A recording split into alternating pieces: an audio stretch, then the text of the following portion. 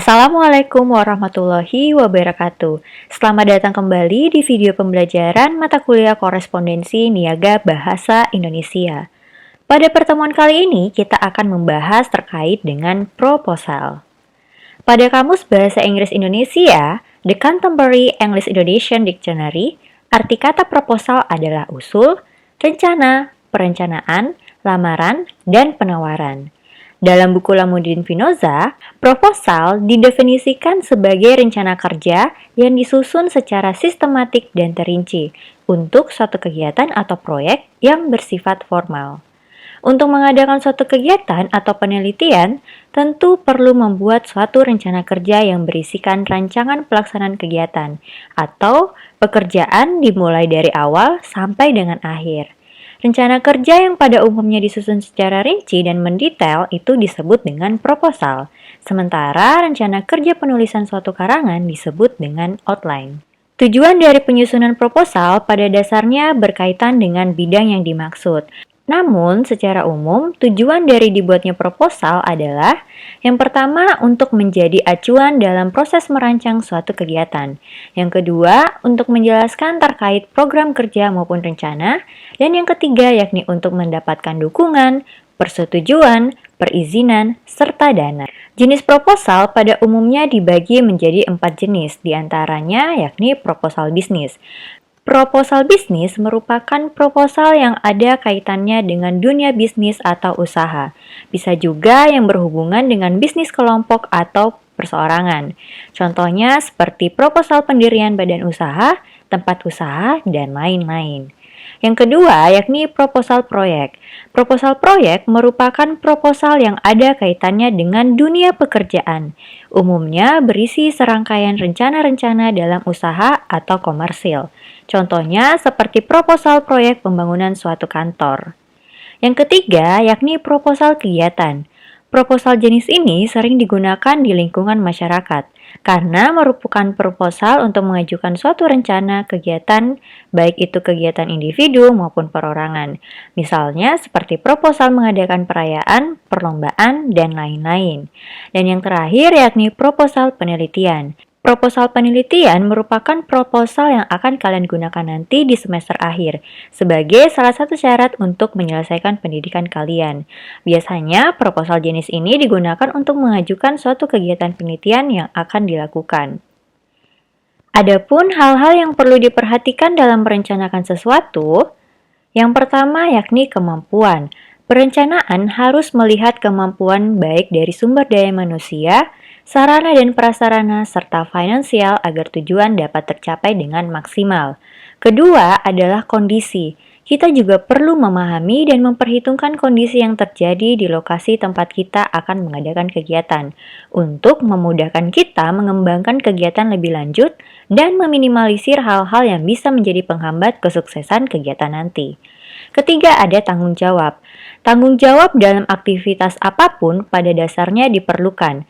Dalam perencanaan sendiri, kita fokuskan tanggung jawab yang diperlukan mencakup tanggung jawab tentang pembuatan suatu rencana, kedua tanggung jawab terhadap akibat dari pelaksanaan suatu rencana, ketiga tanggung jawab terhadap organisasi, dan keempat tanggung jawab terhadap masyarakat umum. Keempat, kerjasama.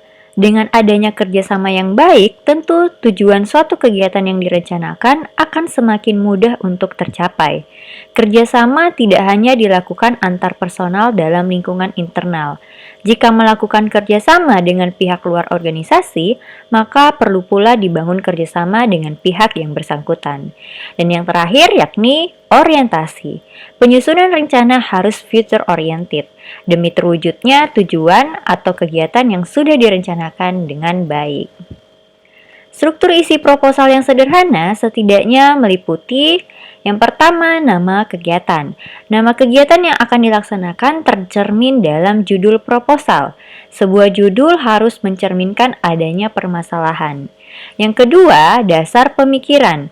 Pada bagian ini, kita fokus kepada pokok-pokok pemikiran, serta alasan atau hal apa yang melatar belakang kita perlu membuat proposal ini.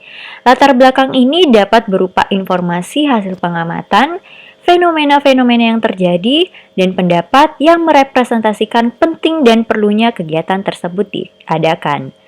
Yang ketiga, yakni tujuan dan manfaat kegiatan. Pada umumnya, tujuan di dalam sebuah proposal dapat dibagi atas tujuan jangka panjang dan tujuan jangka pendek. Sedangkan manfaat dalam sebuah proposal dibagi atas manfaat bagi individu, bagi organisasi, dan bagi masyarakat umum. Keempat adalah ruang lingkup kegiatan. Penyusunan suatu proposal perlu membuat batasan-batasan terhadap kegiatannya, agar kegiatannya itu terarah dan jelas. Batasan yang perlu ditetapkan secara tegas adalah wilayah, kelompok peserta, pokok bahasan, dan hal-hal lainnya yang perlu dilakukan batasan. Kelima, waktu dan tempat. Tentu di dalam proposal kita harus menginformasikan dengan jelas kapan kegiatan tersebut berlangsung, mulai dari hari, tanggal, jam berapa, hingga durasi kegiatannya. Penting juga diinfokan tempat atau lokasi kegiatan tersebut dengan detail dan jelas. Keenam, penyelenggara kegiatan. Dalam pembuatan satu proposal, ada yang sifatnya pribadi dan berkelompok. Jika pribadi atau hanya terdapat satu orang, hendaknya melampirkan identitas diri dalam proposal, yang berupa riwayat hidup atau CV. Jika dalam satu tim yang terdapat banyak orang, disebutkan siapa saja panitia yang bertanggung jawab atas pelaksanaan kegiatan. Terakhir, terdapat informasi anggaran biaya yang akan digunakan dalam kegiatan tersebut.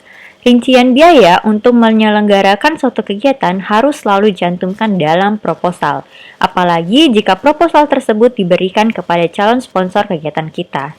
Perkiraan biaya menjadi pertimbangan penting bagi pihak sponsor. Bila perlu, penganggaran dana dapat dibedakan menjadi bagian persiapan sebelum kegiatan, operasional selama kegiatan berlangsung, dan laporan kegiatan setelah selesai dilakukan.